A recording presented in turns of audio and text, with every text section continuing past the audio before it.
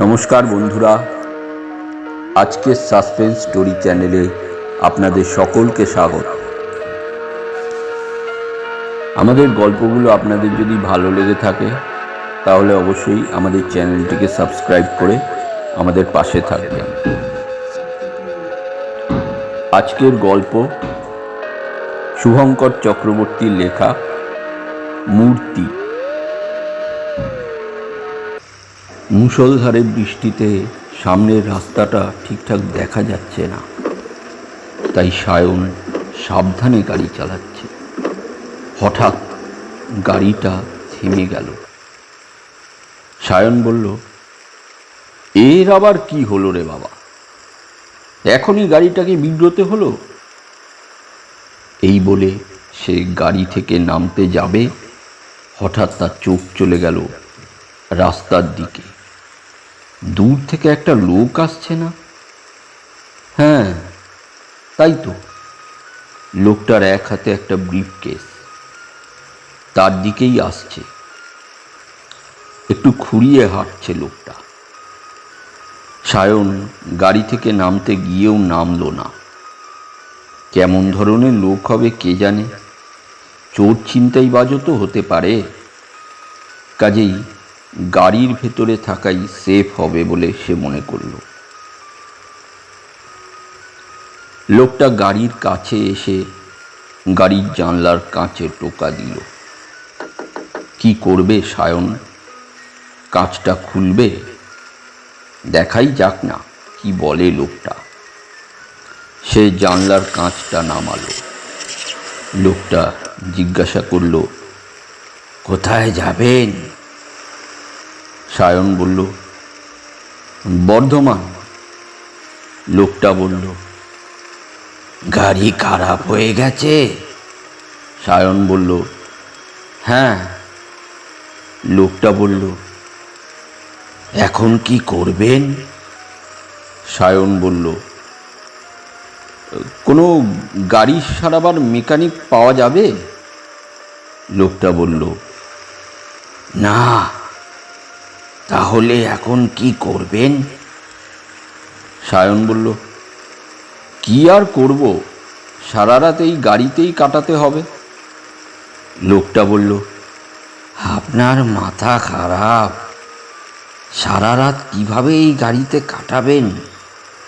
আর তাছাড়া এই জায়গাটাও ভালো নয়, চোর গুন্ডা বদমাইশের আকড়া, যে কোনো সময় যা কিছু হয়ে যেতে পারে। সায়ন বলল, তাহলে কি করব?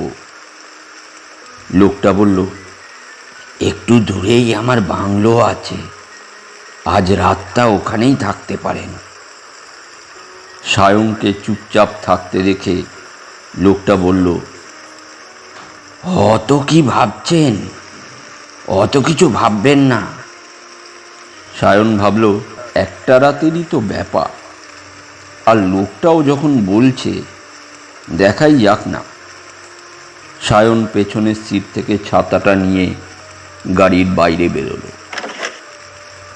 বাইরে বেরোতে লোকটা বলল, আজকে রাতটা থাকতে পারেন, কিন্তু আমার একটা কাজ আপনাকে করে দিতে হবে। অবশ্য তার জন্য আমি আপনাকে 50 লাখ টাকা দেব। সায়ন সন্দিগ্ধভাবে লোকটার দিকে তাকালো এবং জিজ্ঞাসা করল, কি কি কাজ? লোকটা বলল, কাজ এমন কিছু নয়, আমার বাংলোতে ঢুকে প্রথমেই দোতলায় ওঠা সিঁড়ি পাবেন। সোজা দোতলায় উঠেই সামনেই যে বেডরুমটা পাবেন সেখানেই ঢুকবেন। বেডরুমে ঢুকেই বাঁদিকে একটা কাঠের আলমারি আছে। আলমারির পাশেই টেবিলের ওপর চাবিটা আছে।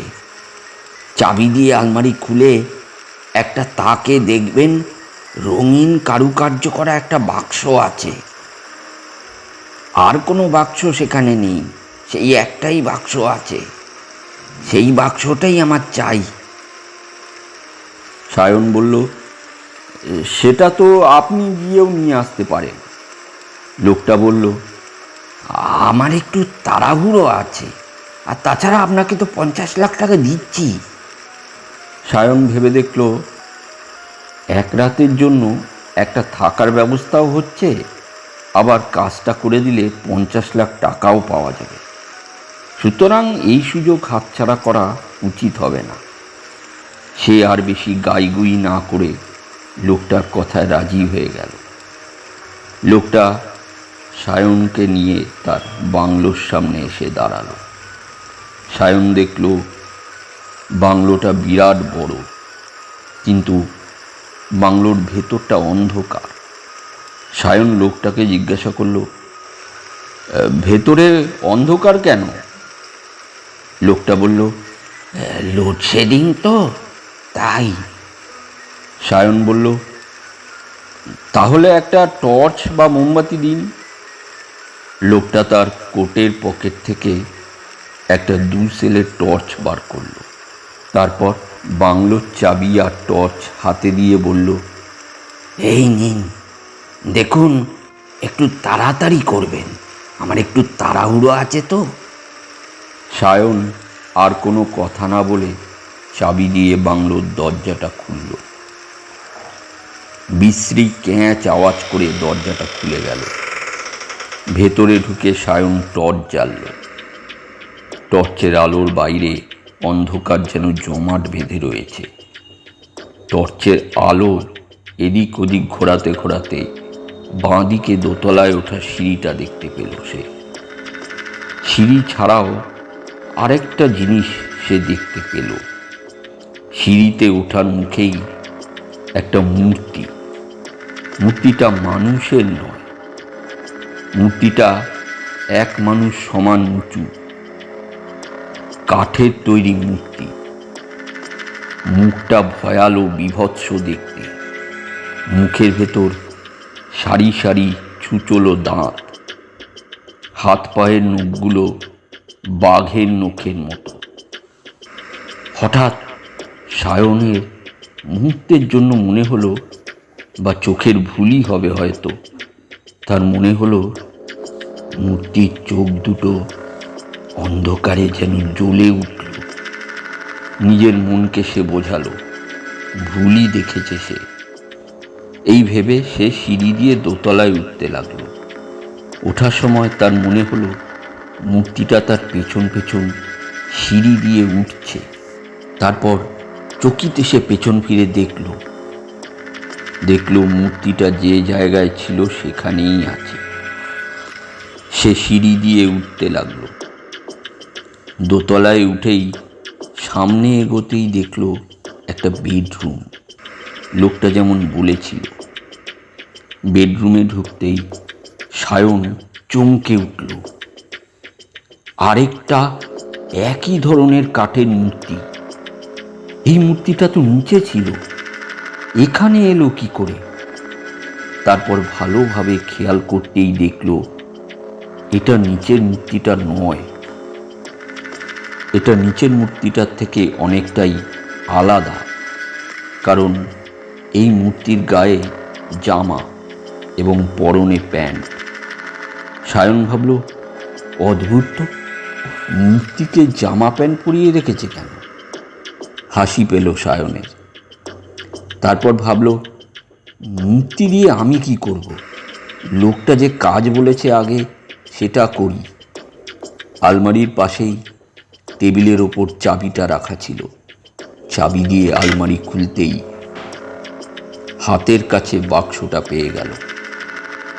বাক্সটা হাতে নিয়ে সায়ন ভাবল, এই বাক্সটার জন্য লোকটা 50 লাখ টাকা দিতে রাজি হয়ে গেল। কিন্তু কেন? এমন কি আছে এই বাক্সটার ভেতর? খুলেই দেখা যাক না। সায়ন বাক্সটা খুলল, আর খুলতেই তার চোখ ধাঁধিয়ে গেল। বাক্সটা পুরো হিরেতে ঠাসা। একসঙ্গে এত হিরে সে কোনোদিন চোখে দেখেনি।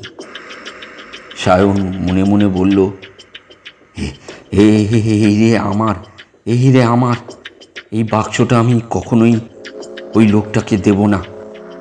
এই বাক্সটা নিয়ে আমি বাংলোর পেছন দিক দিয়ে পালাবো। এইসবই ভাবছে সে বাক্সটা হাতে নিয়ে। হঠাৎ এক অমানুষিক অবর্ণনীয় চিৎকারে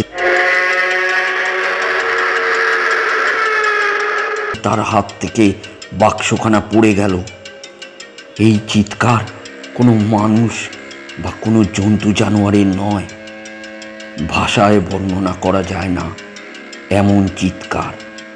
এই চিৎকার শুনলে মনের মধ্যে আতঙ্ক জাগে। সায়নের মনেও জাগলো আতঙ্ক।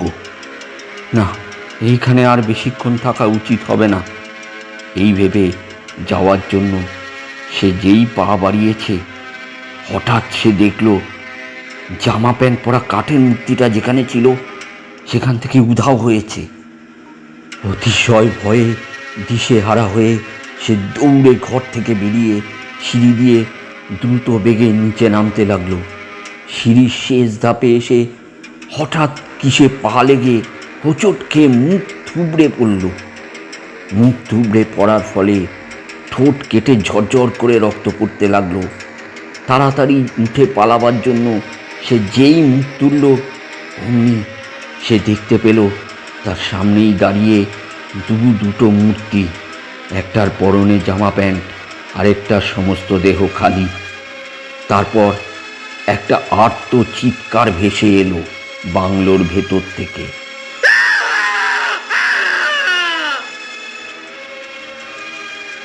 বাইরে দাঁড়িয়ে রাজু তিওয়ারি মানে লোকটা সায়নের জন্য অপেক্ষা করছিল। এই চিৎকার শুনে তার মুখে চোখে ভয় ও আতঙ্কের ছাপ স্পষ্ট ফুটে উঠল। রাজু তিওয়ারি সেখানে দাঁড়ানোর আর সাহস পেল না। সেখান থেকে চলে এসে সে একটা বারে ঢুকল। এখানেই তার বসের লোকের সঙ্গে দেখা করার কথা। দীর্ঘ 10 বছর ধরে সে চুরি, ছিনতাই, স্মাগলিং এইসবের সঙ্গে যুক্ত। পুলিশি ধরপাকড়ের ভয়ে 2 মাস আগে একটা হিরে ভর্তি বাক্স তার বস তাকে লুকোতে দেয়। এখন সে সেই বাক্স চেষ্টা করেও ফেরত দিতে পারছে না। বস শাসাচ্ছে, প্রাণে মারবার হুমকি দিচ্ছে। বারে ঢুকে রাজু একটা টেবিল চেয়ার বেছে নিয়ে বসল। একটু পরেই বসের লোক এসে তার সামনের একটা চেয়ার টেনে বসল। সেই লোকটা বলল, আর একটা দিন সময় দিচ্ছি, হীরের বাক্সটা ফেরত দিবি, নহলে আমার বসের হাতে মরবার জন্য তৈরি থাকবি। রাজু প্রায় কেঁদে উঠে বলল, হ্যাঁ, কি করে ফেরত দেব? কি করে ফেরত দেব? আজ 2 মাস হয়ে গেল আমি আমার নিজের বাংলো বাড়িতে ঢুকতে পারছি না, শুধুমাত্র ওর জন্য। ওর চিৎকার যদি একবার তুমি শোনো, তাহলে ভয়ে তোমার প্রাণ শুকিয়ে যাবে, প্যান্ট ভিজে যাবে। লোকটা বলল, এইসব বাজে কথা শুনতে চাই না। রাজু বলল, আমার কথা তোমার বিশ্বাস হচ্ছে না? তবে এই দেখো। বলে সে তার ডান পায়ের প্যান্ট সরিয়ে লোকটাকে দেখালো। রাজুর ডান পাটা পুরোটাই কাঠের। লোকটা তা দেখে একটু বিস্মিত হলো এবং জিজ্ঞেস করল, কে ও? রাজু বলল, তাহলে শোনো, বস যেদিন আমায় হিরে ভর্তি বাক্সটা রাখতে দিল, আমি সেটা আমার বাংলোয় একটা ঘরের আলমারিতে সযত্নে রেখে দিয়েছিলাম। হঠাৎ সেদিন কোথা থেকে আমার এক পুরনো বন্ধু ভিকি আমার বাংলোতে এসে পৌঁছলো। পেছনে একটা ভারী কাঠের বাক্স দড়ি দিয়ে টানতে টানতে। ভিকি এসেই আমাকে বলল, আজ রাতটা তোর এখানে থাকার ব্যবস্থা করে দে, কাল ভোর হতেই আমি চলে যাব। আমি বললাম, ঠিক আছে, দোতলায় 2টো রুম আছে, তুই যে কোনো একটাতে থাকতে পারিস। এতদিন কোথায় ছিলি? শুনেছি কোনো জঙ্গল না পাহাড়, কোথায় যেন ঘুরে বেড়াচ্ছিলি। তারপর আমার নজর গেল কাঠের বাক্সটার দিকে। আমি জিজ্ঞাসা করলাম, এই বাক্সের মধ্যে কি আছে? ভিকি বলল, দারুণ একটা অ্যান্টিক জিনিস আছে, অনেক টাকার ব্যাপার, তোকে সব বলবো। তার আগে আমাকে এই বাক্সটা দোতলায় নিয়ে যেতে সাহায্য কর। আমি বললাম, কেন, এইখানে খুলে দেখা না। সে বলল, 6000 বছরের পুরনো জিনিস তো, ধুলোবালি পড়ে নোংরা হয়ে গেছে, পরিষ্কার করতে হবে। তাছাড়া আমি এখন একটু ফ্রেশ হব। আমি আর ভিকিকে বাধা দিলাম না। পরের জিনিসের ওপর তো আর জোর জবরদস্তি করা যায় না।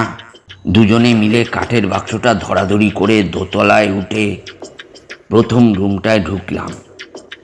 একটা জায়গায় কাঠের বাক্সটা রেখে ঘড়ির দিকে তাকাতেই দেখলাম রাত 10টা বাজে। ভিকির খাবার দাবারের ব্যবস্থা করতে হবে। আমি বললাম, ভিকি, তুই ফ্রেশ হয়ে জিনিসটা বার করে পরিষ্কার কর, আমি তোর খাবারটা নিয়ে আসি। আধ ঘন্টা পর আমি ভিকির খাবার নিয়ে যখন ওর ঘরে গেলাম, তখন দেখলাম ভিকি বাথরুমে,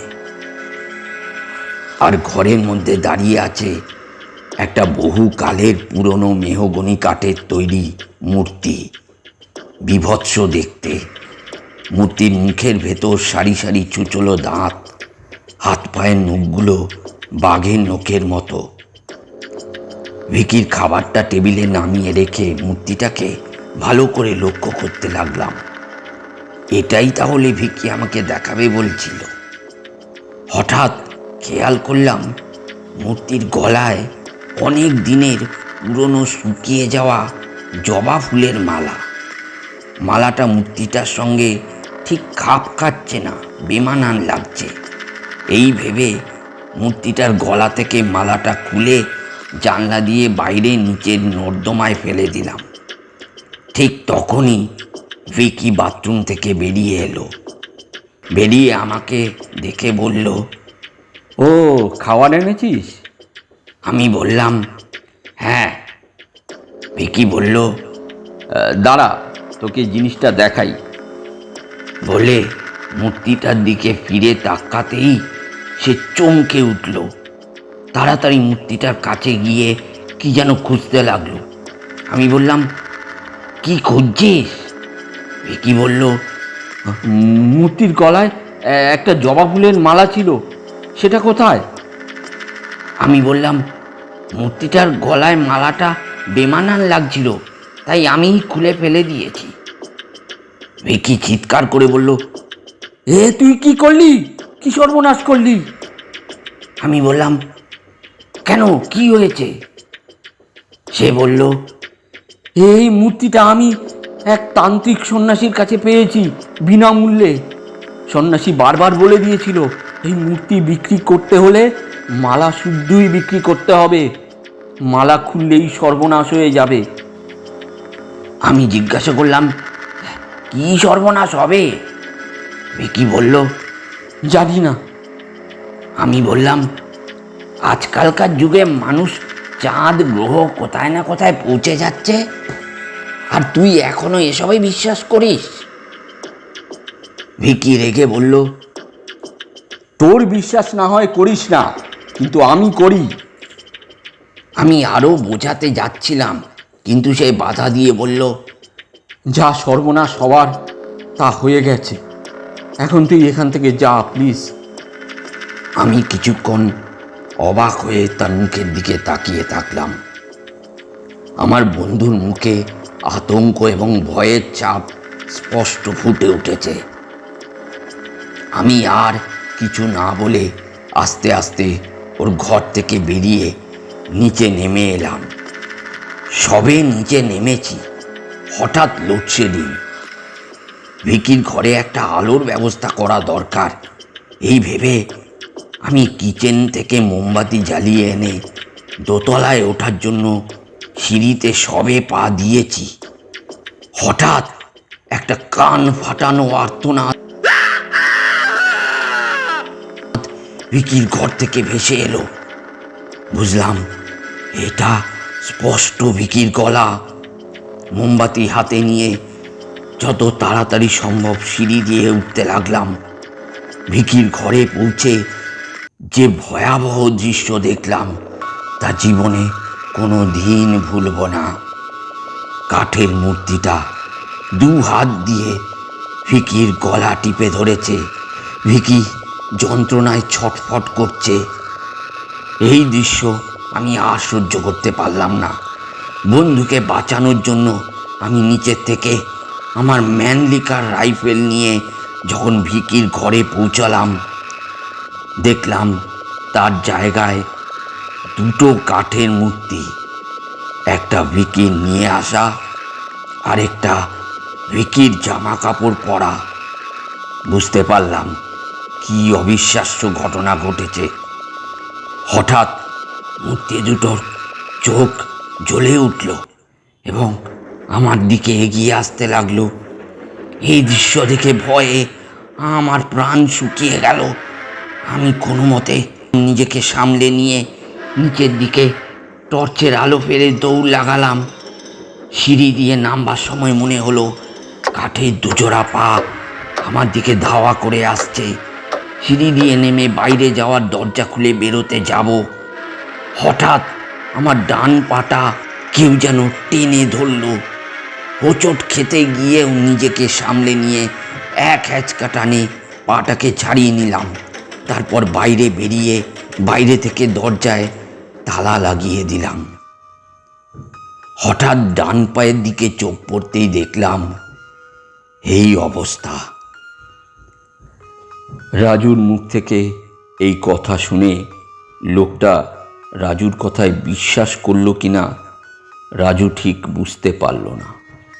কিছুক্ষণ চুপ করে থাকার পর লোকটা বলল, আজ রাতটাই তোর কাছে সময় আছে। কালকেই যেন হীরের বাক্সটা ফেরত পাই, না হলে তুই ঠিক কর কার হাতে মরতে তুই বেশি পছন্দ করবি, আমার বসের হাতে না যে তোর বাড়িতে ঢুকেছে তার হাতে। রাজু বলল, প্লিজ আমার কথাটা বিশ্বাস করো।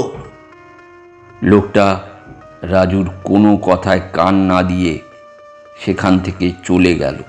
রাজু ভাবল এরা আর তার কোনো কথায় বিশ্বাস করবে না, তার চেয়ে যা হয় হবে। বাংলোয় ঢুকে সে হীরের বাক্সটাই নিয়ে আসবে। ম্যানলিকার রাইফেলটাও তো নেই।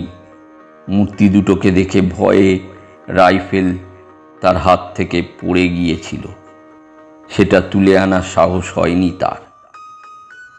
সে বার থেকে রাস্তায় বেরিয়ে পড়ল। সারা রাস্তা এই ভাবতে ভাবতে চলল কিভাবে দৌড়ে গিয়ে বাক্স নিয়েই দৌড়ে বাংলো থেকে বেরিয়ে আসবে। বাংলোর দরজার সামনে এসে সে দাঁড়ালো।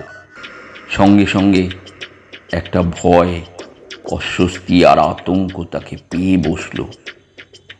নিজেকে সামলাবার চেষ্টা করল সে। দৌড়ে গিয়ে বাক্সটা নিয়ে আসবে সে।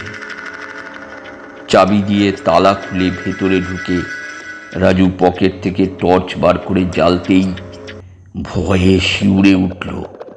সে দেখল সিঁড়ি থেকে একটু দূরেই দুটোর জায়গায় এবার তিনটে কাঠের মূর্তি। দিকবিদিক জ্ঞান শূন্য হয়ে রাজু সিঁড়ি দিয়ে দৌড়ে দোতলায় উঠতে লাগলো। দোতলায় উঠেই প্রথমে বেডরুমে ঢোকার মুখেই তার পায়ের কাছে রাইফেলটা পেয়ে গেল সে।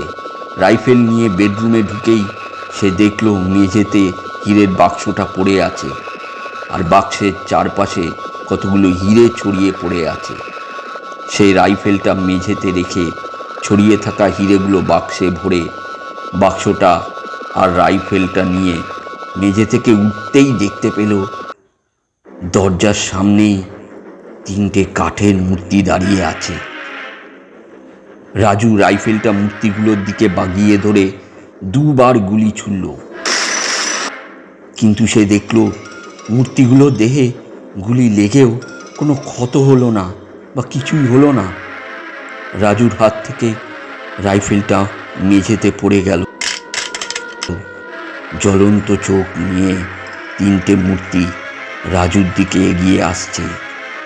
তারপর রাতের অন্ধকারকে ছিঁড়ে ফুঁড়ে একটা আর্তনাদ বাংলোর ভেতর থেকে ভেসে এলো।